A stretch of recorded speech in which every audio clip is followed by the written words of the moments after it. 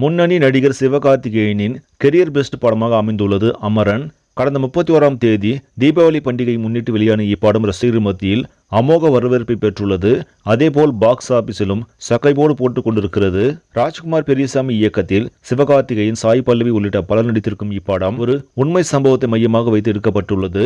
தற்போது அமரன் திரைப்படம் வெளியாகி 18 நாட்களை கடந்திருக்கும் நிலையில் கூட திரையரங்குகளில் வெற்றிகரமாக ஓடிக்கொண்டிருக்கிறது. இதற்கிடையே அமரன் படத்தின் 18வது நாள் வசூல் குறித்த செய்தி வெளியாகி இருக்கிறது.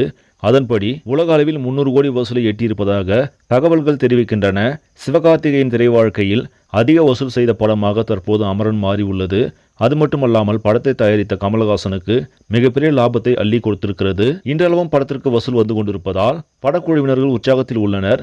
சரி நம்பளே, இந்த செய்தி உங்களுக்கு பிடிச்சிருந்தா லைக் பண்ணுங்க, ஷேர் பண்ணுங்க, மறக்காம நியூஸ் தமிழ் சேனலை சப்ஸ்கிரைப் பண்ணுங்க. அடுத்த வீடியோவில் சந்திக்கலாம். நன்றி.